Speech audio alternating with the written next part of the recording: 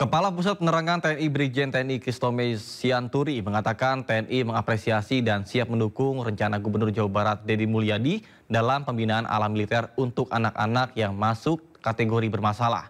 TNI memastikan tidak akan ada pelanggaran hak anak dalam pembinaan meskipun dilakukan di barak militer.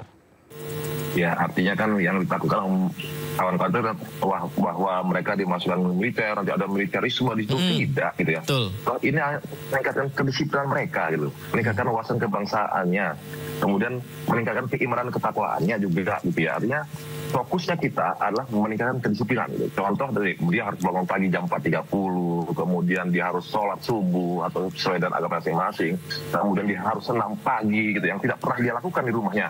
Makan harus waktu 15 menit, tertib, dan tidak boleh ada satupun butir nasi yang tersisa. Kita memiliki pemahaman bahwa di luar sana masih banyak saudara kita yang tidak makan gitu. Nah, itu kan nilai-nilai itu yang perlu kita tanamkan kepada mereka gitu. Bahwa kamu makan harus habis.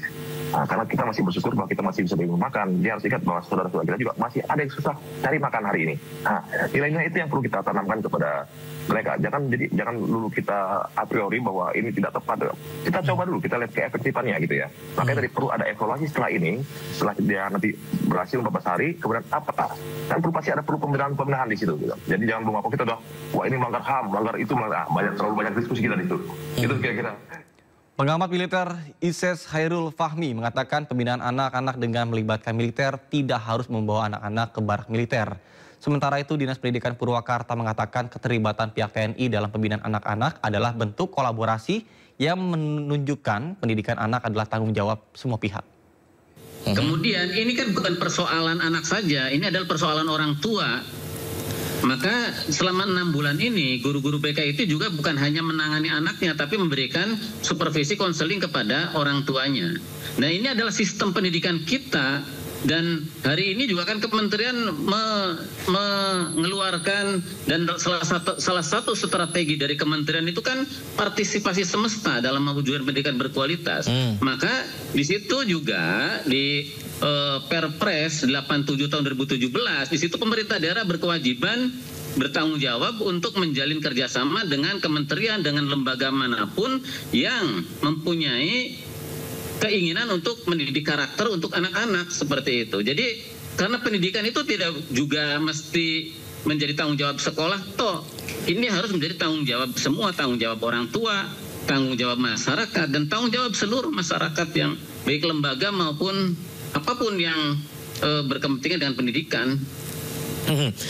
Pak Hairul, salah satunya juga adalah dari orang tua siswanya, Pak, yang menyampaikan bahwa mereka sudah tidak sanggup memberikan pendidikan di rumah, maka diserahkan ke pemerintah dan ke TNI. Apakah itu tidak cukup menjawabnya, Pak?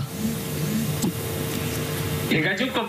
Pemerintah daerah memang bertanggung jawab, tapi TNI kan, ya pelibatan TNI dalam hal ini, ya artinya kan tidak harus ke barak, itu loh.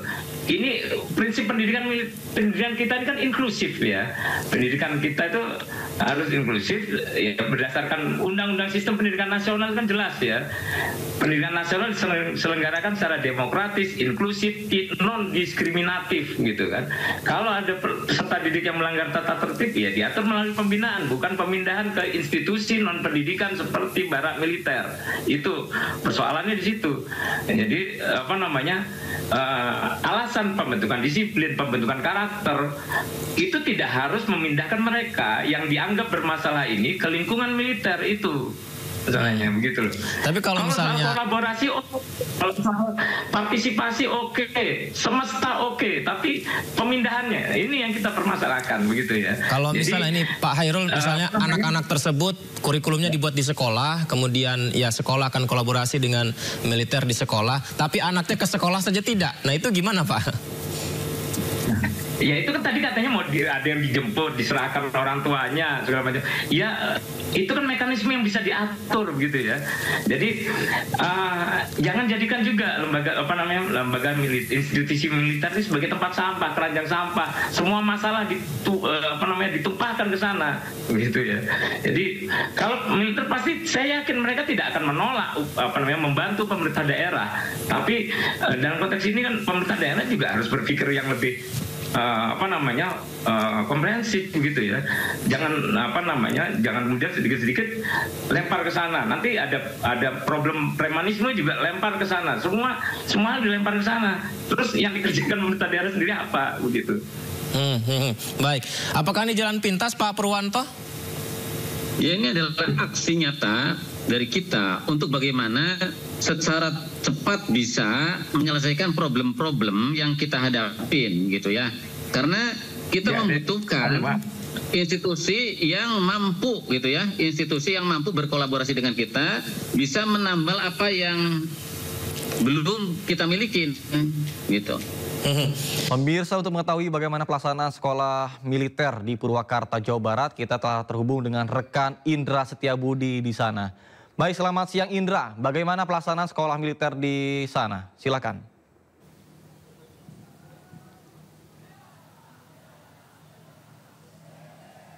Ya, selamat siang Nata, Arman, dan juga pemirsa. Dapat kami informasikan situasi terkini tempat saya melaporkan di Armet 1, Resimen Armet 1, Purwakarta, Jawa Barat. Di mana tempat saya melaporkan ini tepatnya gedung di belakang saya ini, yang di dalam militer Armet 01 ini, di mana tempat penampungan bagi anak-anak yang diduga mengalami kenakalan dan kepada orang tuanya ini sulit untuk diajari untuk disiplin begitu, yang mana para siswa ini yang tempat saya melaporkan saat ini sudah berada 39 daripada siswa ini dari umur 13 hingga 15 tahun. Kalau kita strata sekolah ini kelas SMP ini sudah berada di area di Resimen 1 Purwakarta, Jawa Barat. Yang mana pada hari ini Anda bisa saksikan di belakang saya ini masih ada Gubernur Jawa Barat daripada Kang Deddy Mulyadi yang saat ini meninjau secara langsung kegiatan proses baris berbaris yang dilatih oleh prajurit TNI, yang mana para siswa ini akan dididik selama 14 hari guna untuk memperbaiki sikap maupun juga kedisiplinan dan lain sebagainya. Dan kalau kita informasikan Nata dan juga pemirsa bahwa selama 14 hari ini orang tua tidak dijenguk sama sekali dan anak ini sudah dilepas begitu saja, dilepas untuk dilatih kedisiplinan maupun juga kenegaraan guna untuk menghindari kenakalan remaja yang saat ini sedang marak sekali khususnya di Jawa Barat, seperti tawuran maupun juga merokok maupun juga nongkrong-nongkrong seperti itu, Nata. Dan kalau kami informasikan bahwa total pelatih dalam selama 14 hari ini ada 20 pelatih yang setiap melatih kedisiplinan daripada para siswa ini, yang adanya juga belajar budi pekerti dan lain sebagainya, dan baris berbaris kedisiplinan. Dan kalau kita bisa informasikan, Nata, mereka ini bangun pada pukul 4 pagi hingga bisa beristirahat pukul 9 waktu 9.30 waktu Indonesia Barat malam hari, yang mana ini segala kegiatan ini dilakukan guna untuk melatih kedisiplinan, bangun pagi dan juga makan bersama di barak, dan mereka beristirahat di tempat saya melaporkan saat ini. Di gedung di belakang saya ini merupakan barak dan tempat mereka melakukan kegiatan aktivitas belajar maupun juga kegiatan untuk mengaji ataupun kegiatan rohani. Dan kalau kita bisa informasikan, Nata dan juga pemirsa, bahwa dari pihak Armet ini memberikan 60% giat kedisiplinan maupun juga 40% wawasan kenegaraan. Demikian, Nata. Baik, Indra, dari 39 itu sebelumnya informasi ada 40. Satu orang dikatakan kabur. Apakah ada informasi terbaru dari sana? Silakan, Indra.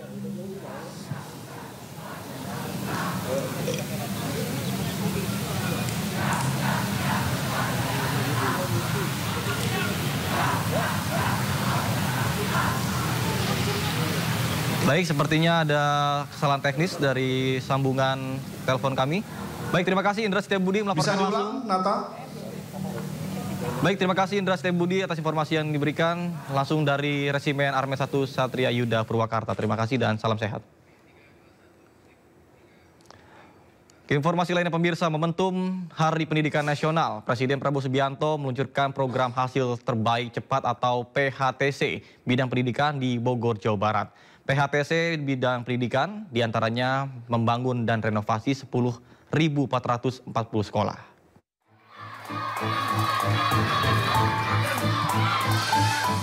Presiden Prabowo Subianto menghadiri peringatan Hari Pendidikan Nasional tahun 2025 di SDN Cimahpar 5, Kota Bogor, Jawa Barat.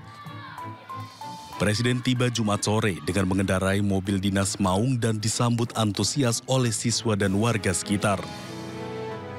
Kehadiran Prabowo bersama sejumlah menteri kabinet disambut antusias oleh para siswa. Presiden Prabowo Subianto dan Mendikdasmen Abdul Muti sempat meninjau ruang kelas dan materi pelajaran yang diterima siswa saat kegiatan belajar berlangsung.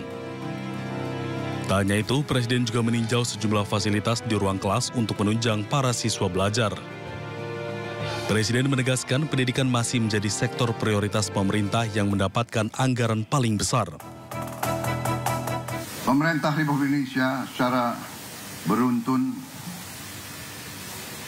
dari pemerintah ke pemerintah, dari masa ke masa selalu menempatkan pendidikan sebagai hal yang paling utama. Seluruh elit bangsa menyadari hal ini dan menggariskan strategi pembangunan bangsa yang sudah baik dan sudah benar. Dibandingkan beberapa negara lain, negara kita menempatkan pendidikan sebagai yang teratas dalam APBN, dalam anggaran pembiayaan dan belanja negara, pendidikan yang paling pertama. Dalam kegiatan ini, Prabowo juga mengumumkan program prioritas di bidang pendidikan yaitu pembangunan dan renovasi sebanyak 10.440 sekolah. Dari Bogor, Jawa Barat, Tim Liputan iNews melaporkan. Presiden Prabowo Subianto juga mengingatkan kepada kepala daerah agar ikut bertanggung jawab membenahi bangunan sekolah di daerahnya. Tanpa keterlibatan daerah, gedung sekolah yang layak untuk anak hanyalah impian. Dan kita tahu begitu banyak sekolah-sekolah yang rusak. Padahal kalau kita buka-bukaan, anggarannya ada.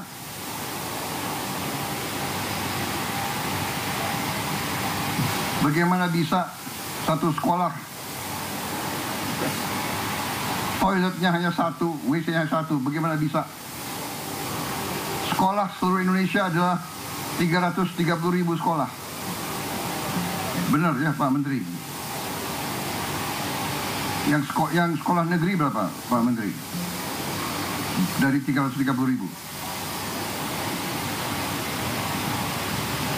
200.000 sekian.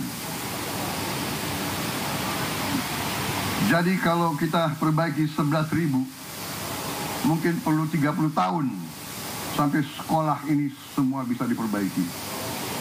Dan kita tidak boleh menyerah. Tidak boleh kita 30 tahun memperbaiki sekolah-sekolah itu. Karena itulah saya bertekad melakukan penghematan terus-menerus. Kita harus memperbaiki sebanyak-banyak sekolah seluruh Indonesia dalam waktu secepat-cepatnya. Selanjutnya, saya ingin ada digitalisasi sekolah-sekolah. Kita akan taruh layar-layar televisi di tiap sekolah kita. Di situ kita bisa memberi pelajaran-pelajaran yang terbaik. Dan ini bisa bermanfaat untuk sekolah-sekolah, apalagi di daerah terpencil, daerah tertinggal, daerah terluar, ataupun di daerah-daerah kota dan sebagainya yang mengalami kesulitan mendapat bahan atau mendapat guru yang ahli di bidang-bidang tertentu. Nanti kita akan kumpulkan beberapa ratus guru terbaik, kita pusatkan di sebuah studio dan dia akan ngajar ke seluruh sekolah di seluruh Indonesia. Ini membantu sekolah-sekolah, membantu guru-guru di semua sekolah-sekolah di seluruh Indonesia. Saudara-saudara, kita akan mulai saya kira dalam waktu yang tidak terlalu lama. Saya berharap dalam 2 bulan sudah mulai sekolah-sekolah pertama menerima layar-layar televisi tersebut. Kita berharap sasaran saya adalah dalam 1 tahun pertengahan 2026 semua sekolah di Indonesia bisa mendapat. Di Hari Pendidikan Nasional kemarin, Pemprov Jakarta menyerahkan 371 ijazah siswa yang sempat ditahan pihak sekolah karena belum bayar. Pramono menargetkan seluruh ijazah yang jumlahnya lebih dari 6.000 lembar bisa segera ditebus.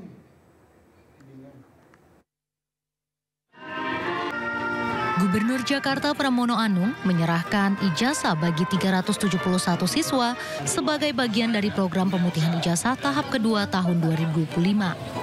Sebelumnya pada tahap pertama telah diberikan ijazah kepada 117 siswa. Ijazah para siswa ini ditahan pihak sekolah karena kendala biaya. Pemprov Jakarta sudah menyiapkan dana untuk menebus ijazah tertahan bagi siswa yang tidak mampu. Pramono menegaskan program ini akan terus berlanjut hingga seluruh ijazah yang mencapai 6.652 yang tertahan dapat ditebus. Ini tadi kami juga menyerahkan pemutihan tahap kedua. Tahap pertama berjumlah 117 siswa. Tadi tahap kedua telah disampaikan 371 siswa. Dan sekarang ini sudah terdaftar yang akan diputihkan di tahun ini. Pembiayaannya juga sudah disiapkan sejumlah 6.652 siswa. Mudah-mudahan ini akan bisa bermanfaat bagi para siswa yang selama ini ijazahnya tertahan. Tadi saya secara langsung menanyakan kepada mereka, ada yang 3 tahun, ada yang 5 tahun, jumlahnya ada yang 15, ada yang 17 juta. Jadi intinya ijazah ini tidak diambil karena mereka tidak mampu.